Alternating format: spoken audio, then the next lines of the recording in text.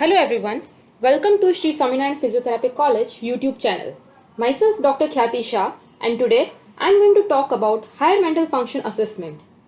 Previously I had uploaded a video on neurological assessment, hope you all have gone through it. If not, then do follow the link in the description box. So before I start with my presentation, I would like to request all the viewers to like, share and subscribe our YouTube channel so that you get a notification whenever a new video is uploaded. So now, starting with higher mental function assessment. In higher mental function assessment, the first thing that you will assess is consciousness. So what is consciousness? It is the degree to which an individual is able to respond. There are mainly 5 levels of consciousness: alert, lethargy, obtundation, stupor and coma.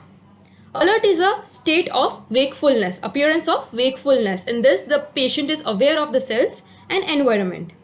Lethargy. In lethargy, there is mild reduction in alertness. In obtundation, there is moderate reduction in alertness.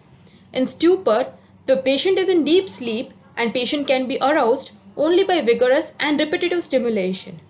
In coma, the patient is having sleep-like appearance and behaviorally the patient is unresponsive to all the external stimuli. So now, to assess consciousness, there is a scale known as Glasgow Coma Scale. It is a gold standard instrument that is used to document the level of consciousness in case of acute brain injury, and the score of GCS ranges from as low as 3 to as high as 15. If the score of GCS comes down from 8 or less, the patient is having severe brain injury. If it comes between 9 to 12, the patient is having moderate brain injury, and if it goes between 13 to 15, the patient is having mild brain injury. GCS has mainly 3 components: eye opening, verbal response and motor response. Now, after assessing consciousness, the second thing that you will assess is cognition. Now, in cognition, there are various things that you have to assess. You have to assess orientation, you have to assess attention, memory, communication, calculating abilities of the patient, abstract thinking and constructional ability of the patient. Now, first, to assess orientation. But before assessing, we should know what is orientation. So the orientation is the ability of the patient to comprehend and to adjust himself with regard to 3 things: time, place and person. So in orientation, you have to assess all these 3 components: time, place and person. For assessing orientation to time, you will ask the patient what day it is, what month it is, what season and what year is it. For assessing orientation to place component, you will ask the patient, where are you, what city or state are we in, what is the name of this place. For assessing orientation to person, you will ask the patient, what is your name, how old are you, where were you born, or what is the name of your husband or wife. Now, for documenting this orientation, if the patient has answered all the 3 things, if the patient is oriented to all the 3 things, means time, place and person, you will write it as patient is alert and oriented for all the 3 things. If the patient is oriented to any 2 things, then you will document it as patient is alert and oriented to 2 things, depending on the domains that the patient has correctly identified. The next thing that you will assess is attention. What is attention? It is directing of consciousness to a person, thing, perception or thought. It depends on the capacity of the brain to process the information from the environment or from any long-term memory. Okay. Now, if the individual is having an intact selective attention, he will be able to process relevant sensory information and he will be able to screen out all the irrelevant information. Okay. So now mainly there are 4 types of attention: selective attention, sustained attention, alternating attention and divided attention. First is selective attention. For selective attention, it can be examined by asking the patient to attend any one particular task. Now, as you all can see in this figure, there are numerous sensory inputs that are going inside, okay, but only one information can be attended. So that is a selective attention. A very good example of selective attention is, for example, if you are in a party where there is a lot of music, there are a lot of people, there is a lot of sound and chaos all around. But if you are talking to your friend, you can concentrate on that particular talk. Okay, so that is selective attention. Again, if in that party someone calls out your name. You can focus on your name. You can hear your name. Okay, so that is a selective attention. Despite of the numerous inputs, you talk to your friend, you are able to concentrate on that talk, you are able to hear your name. Okay, so that is selective attention. Next is sustained attention. So sustained attention is examined by determining how long the patient is able to maintain attention on a particular task. How long you all are able to pay attention to a particular lecture that is going on in the class. So that is sustained attention. Best example of this is listening to a lecture. Next thing is alternating attention. Alternating attention is the ability of mental flexibility that allows you to shift your focus of attention and move between the tasks that requires two different cognitive skills. Okay, for example, you are reading a recipe. Okay, that means we are learning that recipe, and then you are cooking the same recipe, that is you are doing it. So in first you are learning a recipe, and in second you are cooking, means you are doing that thing. So both of these things needs a different cognitive skill. Okay, so this is an example of alternating attention. Fourth one is divided attention. It is examined by us asking the patient to perform two tasks simultaneously. A very common example is talking while walking, walkie-talkie test you can call it as. Okay, driving and listening to music at the same time, cooking while talking to a friend.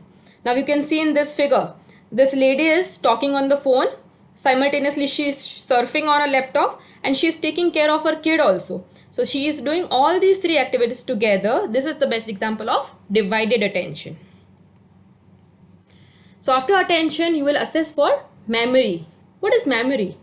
It is the process of registration, retention, and recall of the past experience, knowledge, and ideas. There are two types of memories, declarative memory and motor memory. Okay? So declarative memory involves the conscious recollection of facts, past events, experiences, and places. Here there is an example. Say for example, your favorite restaurant closes at 6 p.m. on Sundays. So the time that the restaurant closes is stored inside you as a declarative memory, and we can consciously recall that declarative memory. Next is motor memory. This involves recall of movements or motor information and storage of motor programs. Playing the piano or catching a ball and riding a bike are all the examples of motor memory. Now to assess memory, there are three main types of memory: immediate, short-term, and long-term memory. For immediate memory, you can give patient the name of any three objects. Okay, say for example pen, book, laptop. Okay, and the patient has to immediately repeat all the three things. That is an example of immediate memory. If you tell the patient to recall the same thing after 5 minutes, all the three items, and if the patient recalls it, then that means that the patient's short-term memory is intact. Or for short-term memory, you can also ask the patient, what did you take in breakfast or what did you take in lunch? For long-term memory, you will ask the patient his birthday, his anniversary date, and any events that has occurred years before. This is the same thing, immediate, short-term, and long-term memory. Next is communication. The patient should be tested for his ability to understand and respond to a question in a correct manner. The clarity of speech, tone, smoothness, articulation needs to be assessed. Now for word comprehension, it can be determined by varying the difficulty in commands. Like for example, first you will give one stage command, then you will give two stage command, and then you will give three stage command. One stage command means point your nose, that is a one stage command. Point to your right hand and lift your left hand, that is a two stage command. Then repetition, you will tell the patient that repeat after me. Then naming, patient has to name the parts of anything, name the parts of watch or name the parts of body or anything. Next is counting and calculation. The patient's ability to count and calculate may be evaluated by simple tests, like for example, you can tell the patient to count forward or count backward, count the coins, or by simple addition or subtraction. Now this is how we will assess all the individual components of higher mental functions. Now there is a scale known as mini mental state examination. This scale assesses all the components of higher mental functions together. Okay. So MMSE provides a valid and reliable quick screen of cognitive functions. This is having a total score of 30. Okay. Now here you can see the first thing, what is the year, season, date, day and month. This will check the patient's orientation to time. Okay. There is a total score of 5. Okay. If the patient answers any one thing, then you will give 1 score. If the patient answers 2 things, then you will give 2 score. 3 things, then you will give 3 score. Okay. Next is where are we now? State, country, town, city, hospital or floor. Okay. This checks the patient's orientation to place. This is also having a total score of 5 and you will give scoring according to the domains that the patient has identified. Next is you will tell the patient any 3 things and the patient has to immediately repeat all the 3 things. So what does this check? We had I told you before also, this checks the patient's immediate memory. Okay. The 3 things which you are telling the patient, if the patient identifies all the 3 things, then you will give the score as 3. If the patient repeats the 2 things, then you will give the score as 2, and if the patient repeats 1 thing, then you will give the score as 1. This assesses the patient's registration capacity, and also you can tell it as immediate memory. Now the fourth thing, I would like you to count backward from 100 by 7s. Okay, so you have to go 7 numbers backwards. Like 7 numbers before 100 is 93, similarly 86, 79, 72, 65, etc. Or alternatively, you can tell the patient to spell the word world backwards, like DLROW. Okay, this assesses the patient's attention capacity and calculation capacity.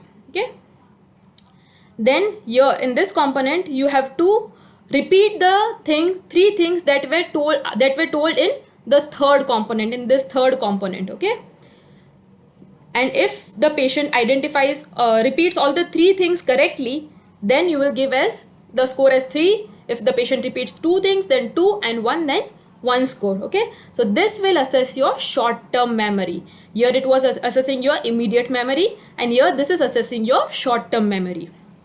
Okay, then next thing is show the patient 2 simple things such as wrist watch and a pencil and ask the patient to name them.